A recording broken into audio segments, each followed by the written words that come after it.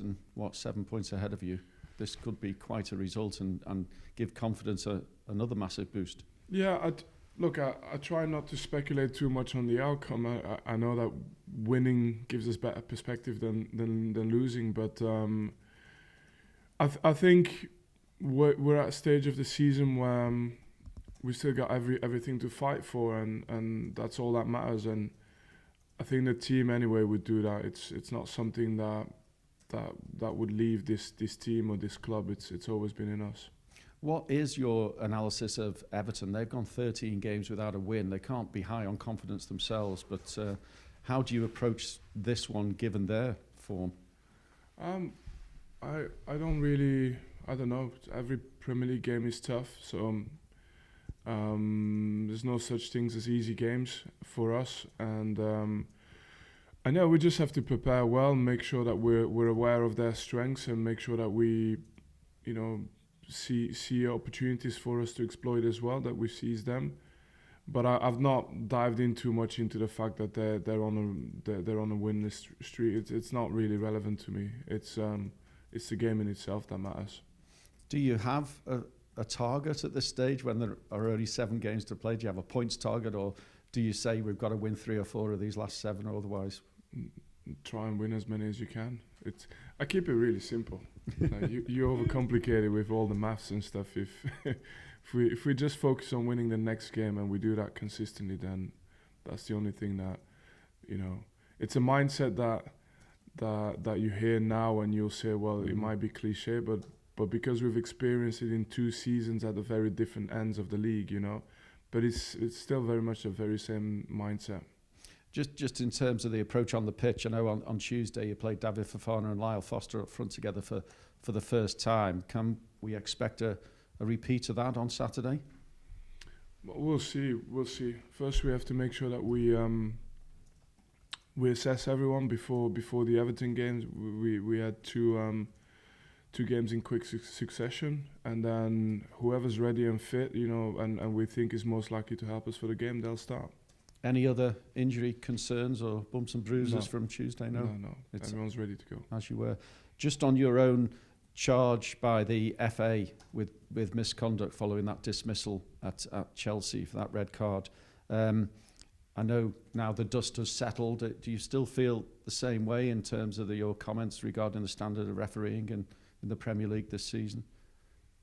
I mean, my comments on the standard of refereeing was just an objective and fair assessment, but just like there's a lot of things we should have done better this season as well. It's life, and I think there's ways to make it constructive, which is definitely not the way I did it on Saturday, but it's the way I'm trying to do it now. But I have to move on. My main thing now is the game. I know you said you don't mind being fined. You have until 6 o'clock tomorrow, I think, to respond to that misconduct charge. Yeah, I don't know. It's really far from my mind at the moment. I'll dive into it once I finish preparing this game and probably have a few chats internally with the club. But other than that, what's done is done, and it's about the next game now. Okay, thanks very much. Just moving on from that, Vincent, and talking about trying to be constructive and positive, have you got any thoughts or any ideas as to how things do improve? Not now, but not necessarily right now at this moment in time. But I have shared, and I will share in the future, definitely, because it's to the benefit of the game. And it's of course much bigger than my own personal situation or the situation of the club, because I don't want it to come across as it just being about it's unfair to Burnley. I said it's not good enough. There's nothing wrong with it. It happens in life. The main thing is, like, are we taking steps to get to where it needs to be? And like I have known the level of refereeing in this country to be for me the best in the world. And of course there's a new element that's been introduced with VAR and different rules and stuff, so it's not easy. But in a constructive way, I definitely think there's a lot to learn out of this season, and and you can see I'm not saying this with any other intention than let's just get it right.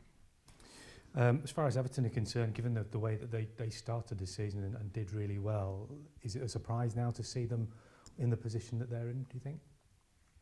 I don't know. I haven't thought about that. I'm just focused on my own team. And Goodison Park for years has been a particularly difficult place. The fans are really often behind the team. But given the way things have gone recently, I understand things are a little bit different. Do you go in there with any sort of a plan to try and have a really good start to the game, to try and quieten the crowd down and try and stamp your authority on the game? No, we played like every Premier League game. There's only so much we can control, right? So the main thing is for us to be ready on the day, to take on the fight, and that's it. You know,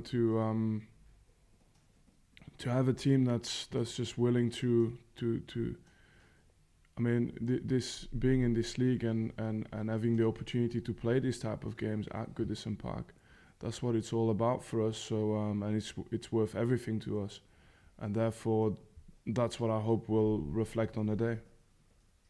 Thank you.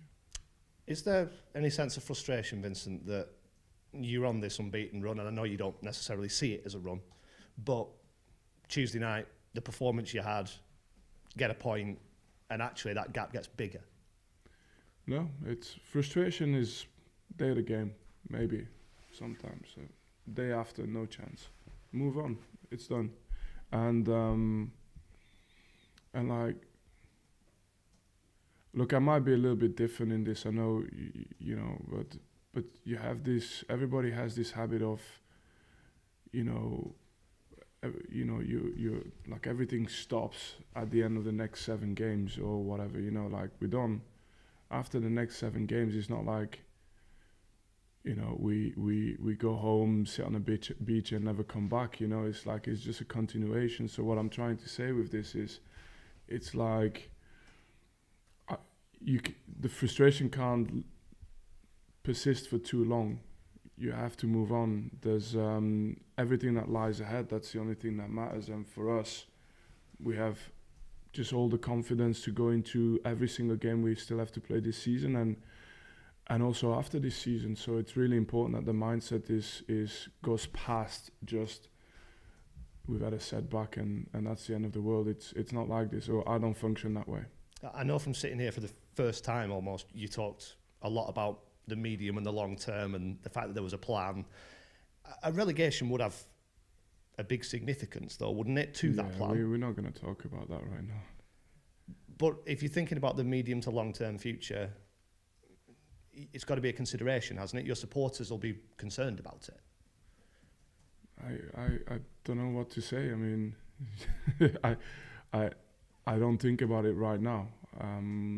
I said to you also a lot of times, in fact, every single time since January, I've told you those are discussions we have mid-season, beginning of the season, not when there's 7 games left and there's still everything to play for.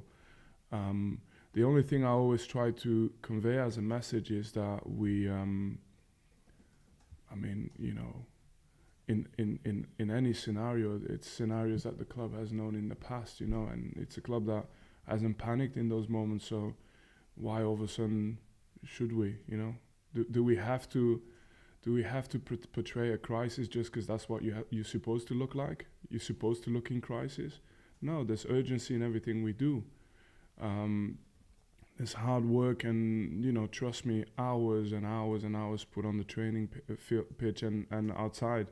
So the behaviors are right to portray the urgency of the situation, but, you know, I don't think we're going to look in crisis just for the sake of looking at it. It's a club that's been there before in every situation, staying up, going down, and it's a club that always does the right thing in those moments, and that won't change. And business-wise, I'm certain you're better qualified to talk about business than I am. Accounts published this week, independent auditors giving a review of the club as a going concern and maybe raising some concerns about that. Does that have an impact? Does that mean that the football side of things might be affected because of the financial picture? No, I don't know. It always. Again, you're asking me this. It's a 3-week game, and we got in 48 hours one of the most important games of the season. I mean, what benefit is there to me to start talking to you about the accounts of the club? The only thing I can tell you about is like it can make, it'll these type of things will make headlines for 3 or 4 or 5 days, and then, other people in the club do we look worried? Do we look like we've lost control or calmness? We don't. But let me focus on the Everton game right now. That's what matters. Thank you. You said on Monday there were some injured players back in training. Could they be back for Saturday, or was that too soon?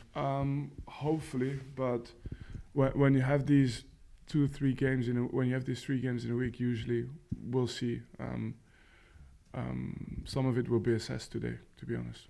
Actually, about Dara O'Shea as well. I think he got his 4th assist of the season on Tuesday night, which I think is the most of any centre back in the league. Is that by design, or is that quite a happy coincidence? Centre back is creating that many chances. No, I couldn't look. There's an element of design that, like in everything, but in the end, it's the players' intuition, the players' desire to either get on the end of stuff or be a part of something. He always had that in his game, in his profile.